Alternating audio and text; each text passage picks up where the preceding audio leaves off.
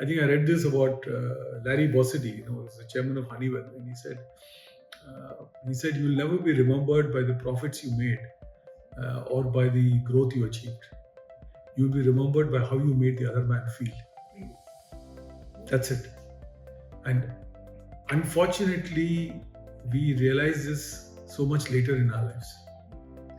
Right? As you start looking at the sunset, is when you suddenly realize that these things are so important. But in your early days, when you're rush, adrenaline is high, you want to get ahead, you want to be the biggest champion. And then I keep sometimes telling my wife, I said, Kash, jab main 35 ka tha, if I had behaved in this way, maybe things would have been different. She said, yeah, but ho gaya. You behaved that way, you've done what you've done. So, I like that. Yeah. This is the only person whom you can discuss these things with, because your children probably weren't around to see that. No, I would, I can answer it straight off, because these things I live with, so therefore it's easy for me to articulate it. And probably 4 or 5 things I would like to share with them. Number 1 is clarity. Clarity of who you are as a person. What is it that you're capable of, and what is it that you're not capable of? I think it's good to get this knowledge early in your life and to introspect on it. Papa wants you to be an engineer, mother wants you to be a doctor, and you want to be an artist. You have to decide. Kya banne wala? No point in becoming an engineer and a lousy engineer and then blaming yourself 30 years later. Kash mein artist banta. It's a bit too late in life. So first is I would say is clarity. Second is competence. Whatever you do it well. Do it well. The third C I would call is concentration. This generation, this Instagrammable generation, prides itself in being multitaskers. I have an allergy towards multitasking. My generation has been brought up on getting things right and doing it well. When you're doing mathematics, you're doing mathematics. When you're eating, you're eating. When you're listening, you're listening. When you're walking, you're walking. When you're talking, you're talking. Right?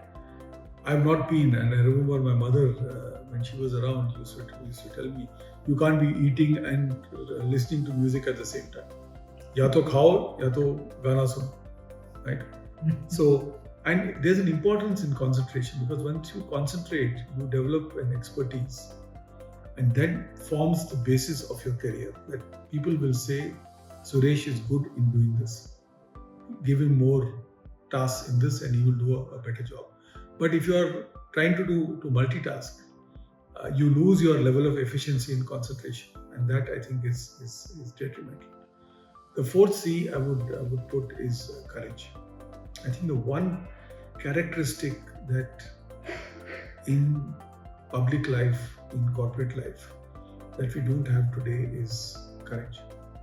We don't stand up and say what needs to be said. And courage is that little voice in your head that says there is a different way. Courage doesn't contradict saying, Sunil, what a stupid idea you're giving me. That is insulting. But courage is that there's a voice in your head that says there is a better way of doing something. Sounds like we are talking about integrity. Integrity is part of it. Integrity is definitely part of it. Voice of your conscience. But voice of your conscience. Or even if you can't voice it, at least try and do it so that people notice it in that. And the fifth bit that I would really advise is,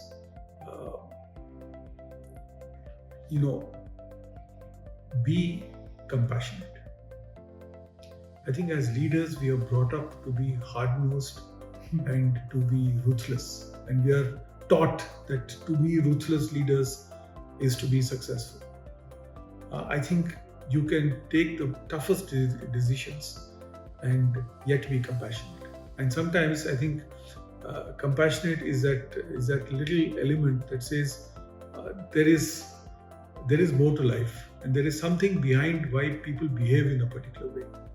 I remember many years ago, I had a colleague of mine who had a differently able child. and he used to be always very angry, and his workplace behavior left a lot to be desired. The company was at a stage thinking of asking him to leave.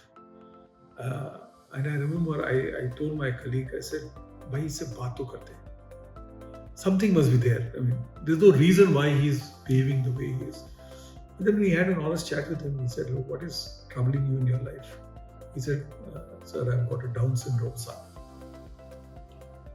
That affects me. That eats me every day.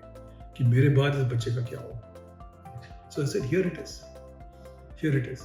Understand that and be compassionate about it. So he said, you take some time, you do manage it the way you want to manage it. We will help you. The behavior changed.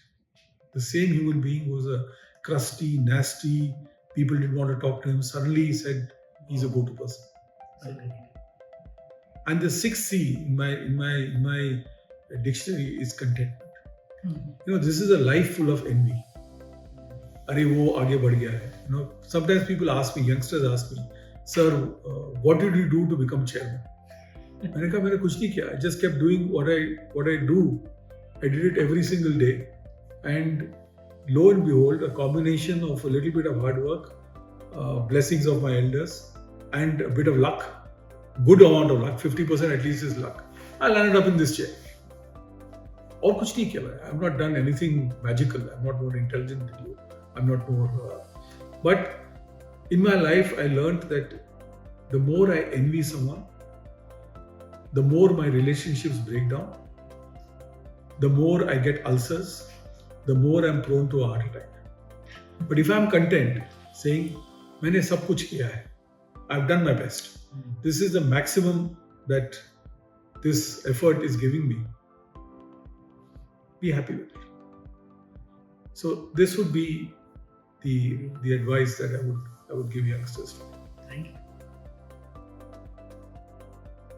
If this country has to stay together and not get fractured by divisions and by a singular lack of respect for humanity, I think the generation that you're going to address, the Gen Zs and the ones that follow, will have to, if they don't even read Gandhi, but at least they absorb the principles of Gandhianism, I think would be a great thing. And you know, this is the only legacy we're going to leave. I keep telling my people, I said, my only legacy as a leader is to leave behind more competent, more humane leaders. Not going to be great officers and great factories. तो कौन किसने देखा?